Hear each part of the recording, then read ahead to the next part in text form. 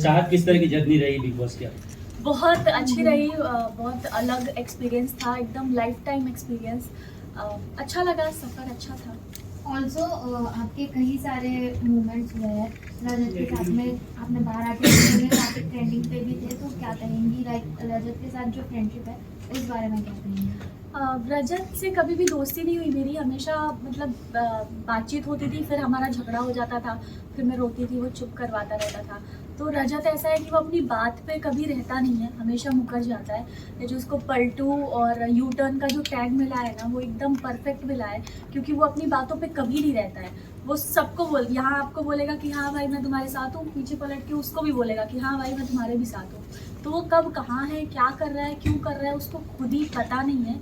और ये जो उसकी आदत है कि जैसे मेरे साथ वो करता था कि पहले मुझे हर्ट करता था, मेरा मजाक उड़ाता था, पीठ पीछे भी जाके सबके साथ मेरा मजाक उड़ाता था, फिर वापस मुझसे बात करने आ जाता था, है ना। और जब मैं रोती थी, चुप करवाता था, तो यही चीज़ें रिपीटेटिव हो रही थी। तो मुझे ऐसा लगता था कि ना मेरे साथ रजत जो है बहुत ही फ़ायदे के लिए, ये समीकरण वाला रिश्ता होता है ना, वैसा था कि मुझे वो रजत चोट भी मारता था और फिर मलहम भी लगाता था, फिर चोट मारता था, फिर तकलीफ पहुंचाता था अपने शब्दों से और फिर मलहम लगाता था। तो ऐसे इंसान से दूर रहना बेहतर है जो आपके साथ है पर आपके पीठ पीछे आपकी बुराई कर रहे हैं, आपका मजाक उड़ा रहे हैं। अविनाश के साथ जो है काफ़ी सारी चीज़ें एपिसोड में भी दिखाई गई, काफ़ी सारी चीज़ें बाहर भी निकल के आई है, चाहे आपका रिलेशनशिप का जो भी मुद्दा बना था वीकेंड के बाद से, या फिर आपके करियर को लेकर जो भी बातें हुई थी, वो सारी चीज़ें भी सामने आई थी। क्या करेंगे इस बात पर?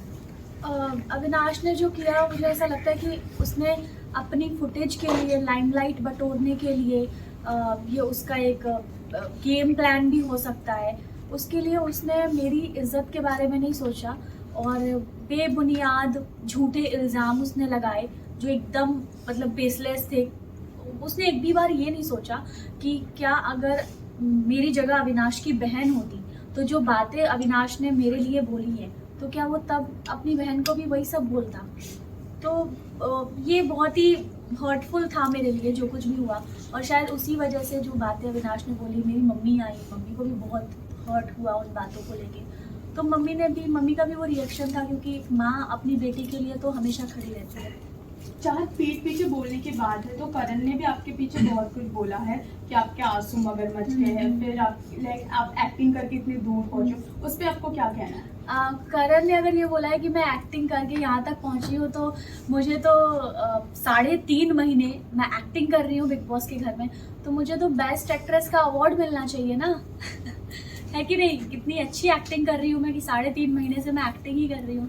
और करण ने जो बात बोली है मेरे पीठ पीछे, वो जब मैं घर के अंदर थी तब मुझे पता ही नहीं था कि करण क्या बोल रहे हैं। जब मैं घर से बाहर निकली और मैंने वीडियोस देखे तब मुझे पता चला कि अच्छा पीठ पीछे ऐसा बोल रहे थे करण। तो मुझे बड़ा बुरा लगा, हर्ट हुआ करण की बात सुन के कि वो इतने सीनियर हैं और वो अगर ऐसा करेंगे, किसी के आंसुओं पे हंसेंगे और किसी की फीलिंग्स का मजाक उड़ाएंगे तो वो अपनी पर्सनालिटी दिखा रहे हैं। तो ये तो मैं करण का ये रिएक्शन देख के तो मैं शॉक्ड हो गई कि ये करण ये क्या कर रहा है, ये क्यों कह रहा है ऐसा। जब आप घर के अंदर गए तब आपकी और विवियन की फाइट देखी गई, कहीं ना कहीं विवियन काफी ज्यादा पॉपुलर थे, ये वजह थी विवियन से फाइट करने की, ऐसा ऑडियंस का कहना है। आपका क्या टेक है इस पे? विवियन से मेरी फाइट होती थी वो इसीलिए स्टार्टिंग में क्योंकि विवियन जो हैं वो बहुत सीनियर आर्टिस्ट हैं और इसीलिए लोग उनसे सवाल जवाब नहीं करते थे, सब लच के दब के झुक के रहते थे विवियन के सामने। इकलौती मैं ही थी जो मैं कहती थी कि आप बदतमीज़ हो, आपके बात करने का तरीका सही नहीं है, आप बहुत घमंडी हो और बहुत एटीट्यूड है आपके अंदर। क्योंकि विवियन जिस तरह से बात करते हैं ना, ये सुन और ऑर्डर चलाना, वो सब चीज़ें मुझे नहीं अच्छी लगी। तो इकलौती मैं ही थी उन सभी लोगों में से जिसने आवाज़ उठाई और बोला कि आपके अंदर अब बहुत अकड़ है और आप इस तरह से बात मत करो। लेकिन उसके बाद 4 हफ्ते बाद मैंने काफ़ी सारे चेंजेस भी विवियन के अंदर देखे, जिसमें उनके बात करने के तरीके में काफ़ी सुधार आया। उनका वे ऑफ टॉकिंग बहुत बदल गया टुवर्ड्स मी। और भी लड़कियों के साथ, जैसे श्रुतिका को भी यही शिकायत थी, शहजादा को भी यही शिकायत थी कि विवियन का बात करने का तरीका बहुत ही गलत है, मतलब लहजा बहुत ख़राब है, तमीज़ नहीं है बात करने की। ऑर्डर बात करते हैं तो ऐसा लगता है कि ऑर्डर सुना रहे हैं, है ना। तो बदलाव देख ली मैंने विवियन के अंदर। एंड विवियन की वाइफ के जाने के बाद तो मैंने विवियन में बहुत सारे चेंजेस देखे। नूरान जी और मैं, हम तो बहुत अच्छे दोस्त हैं, और नूरान जो बोलकर गई विवियन को मेरे लिए, तो विवियन का नज़रिया बदला टुवर्ड्स मी। और उनकी वाइफ के जाने के बाद वो बहुत अच्छे से मुझसे बात करने लगे, मेरे साथ हंसी मजाक करते थे। एक टास्क था जिसमें वो कोट भी पहना रहे थे मुझे, शायद आपने देखा होगा। एंड तो बहुत बदलाव मुझे विवियन के अंदर देखने मिले मेरे प्रति उनकी वाइफ के जाने के बाद।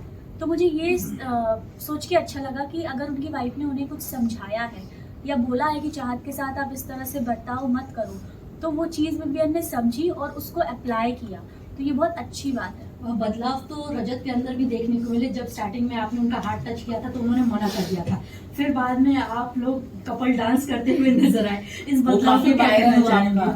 हाँ, वो एक वैसलीन का प्रमोशन था मेरा और रजत का, तो वो बिग बॉस की तरफ से हमें दिया गया था, तो इसीलिए हम दोनों, और मैंने ही सिखाया था उसको डांस, और हम जीते भी थे।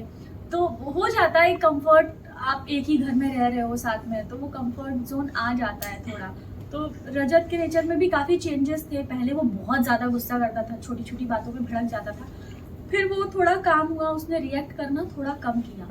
पर कुछ चीज़ें हैं जो कि मैंने बताई जो कि मुझे रजत की बिल्कुल पसंद नहीं है। बट चाहत, आपने जो लास्ट आपका ये था टास्क, आपने कट जो था काटने वाला, उसके अंदर आपने रिश्ते रजत के साथ ही काटे, बट बाहर आके राहत मूवमेंट नजर आ सकता है फैंस को कभी? रजत ना कभी मेरा दोस्त था और ना ही बन सकता है, ना मैंने उसको कभी रजत भाई बोला है ना, तो भाई भी मैंने रजत भाई कभी करके उसको बोला नहीं। तो मुझे ऐसा लगता, मम्मी जी ने तो बोला दोस्त है ना, क्या नहीं है दोस्त, वो दोस्त बनने के लायक ही नहीं है, क्योंकि उस इंसान पे भरोसा ही नहीं किया जा सकता। जो इंसान अपने शब्दों पे नहीं रह सकता, जिस पे हम ट्रस्ट नहीं कर सकते, उससे हम दोस्ती कैसे करेंगे? तो मुझे नहीं लगता मेरा रजत की कभी दोस्ती हो सकती, रजत की कभी दोस्ती हो सकती है, क्योंकि वो पलटू है। आपसे ये जानना चाहेंगे कि टिकट टू फिनाले कौन डिजर्व नहीं करता, जो भी टॉप 7 इस वक्त घर में मौजूद है, क्या लगता है? मुझे लगता है ईशा बिल्कुल भी डिजर्व नहीं करती है, क्योंकि अगर अविनाश को हटा दिया जाए तो ईशा का उस घर में कोई वजूद नहीं है। अविनाश की उंगली पकड़ के, उसके कंधे के सहारे, अविनाश के सपोर्ट से वो यहाँ तक पहुँची हैं, तो मुझे लगता है वो बिल्कुल डिजर्व नहीं करती, शायद बहुत पहले ही उनको बाहर हो जाना चाहिए। ऐसा लग रहा था कि अविनाश से आप जब भी आप बात करने जाते थे तो ईशा को काफी जेलस होती थी। आपको अंदर महसूस हुआ इस बारे में?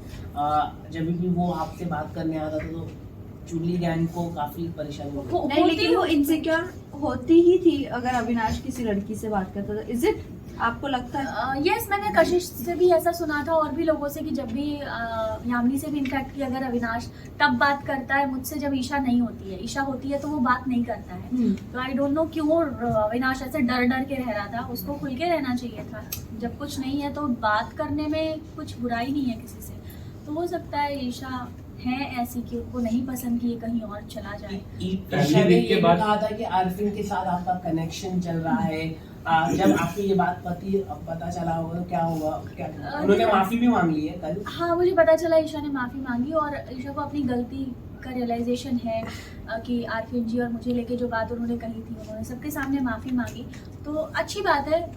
लेकिन मैं यही कहना चाहूँगी कि आप सामने सामने बहुत अच्छे बनते हो, कि आप बहुत प्यारे हो, आप बहुत स्वीट हो, और पीठ पीछे आप बुराई करते हो, जिसकी वजह से आपको नाम मिला है चुगली चाची, ईवल ईशा।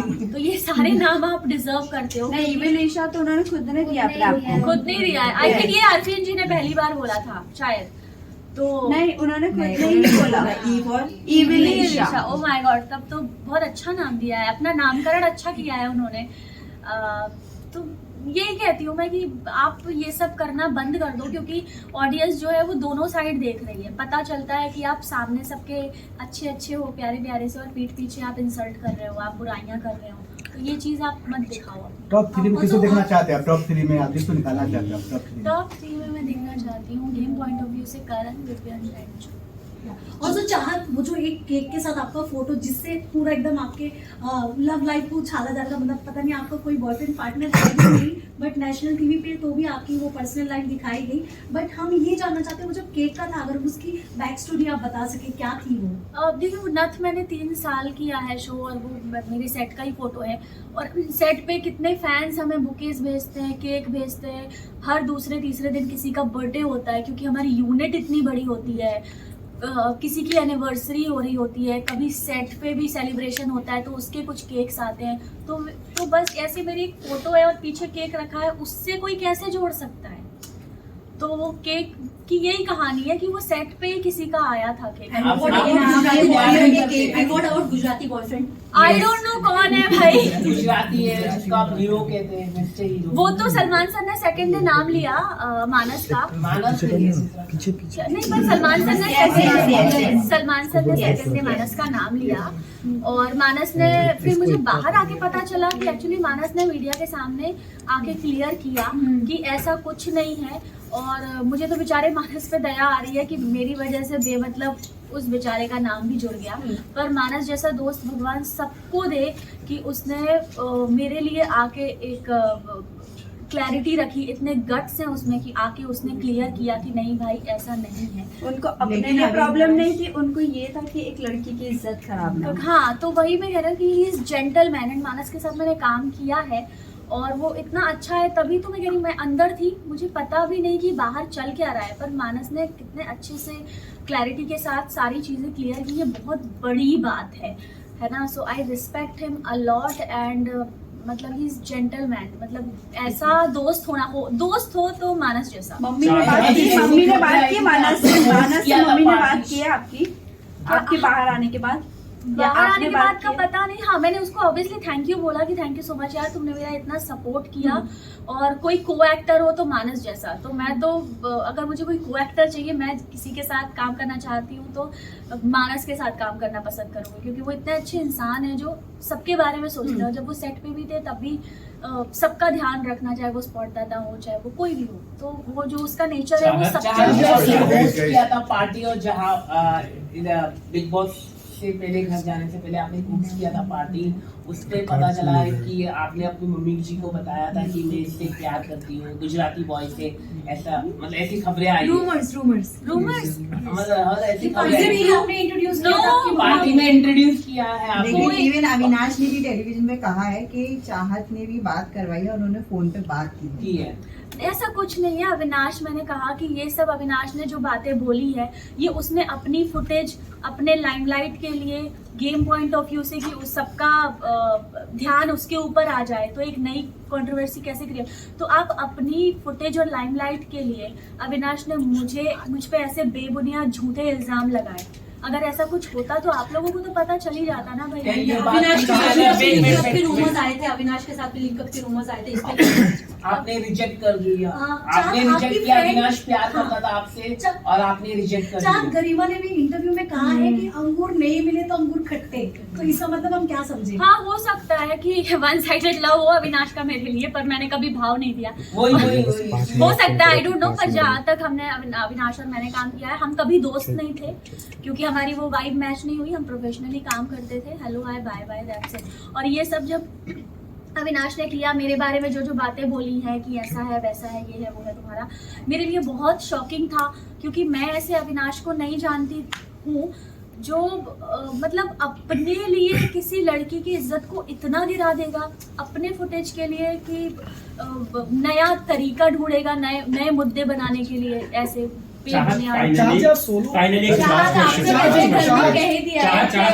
करण और विवेन टॉप 2 में होते हैं तो रियल विवेन है, मैं उसे विनर देखती हूँ। But what you want to tell, कौन विनर लगता है? इसके अलावा चाहत जो जब आपकी मॉम आई थी घर में, उसके बाद कहीं ना कहीं आपका गेम जो है डाउन हुआ, तो फिर क्या आप मानते हैं कि मॉम के आने का, क्योंकि अविनाश को जो उन्होंने डांटा कहीं ना कहीं वो टेलीविजन पे खराब दिखा बाहर ऑडियंस को, क्योंकि आपकी और अविनाश की दोनों की नोक झोंक पसंद आ रही थी लोगों को। तो इस पे क्या टेक आपका? उसके बाद सलमान सर ने भी आपको डाटा कहीं ना कहीं उस मुद्दे को लेकर के, मतलब 21 लाख का मुद्दा है, उसका कहीं ना कहीं पूरी डाउन हो गई। नहीं, मुझे ऐसा नहीं लगता मेरी माँ के आने के बाद मेरा गेम खराब हुआ है। मुझे ऐसा बिल्कुल नहीं लगता, क्योंकि माँ मेरे लिए मतलब एक माँ के ऊपर क्या बीते कि जब उसकी बेटी को इस तरह से नेशनल टेलीविजन पे ऐसे झूठे और बेबुनियाद इल्जाम लगाए जाएंगे।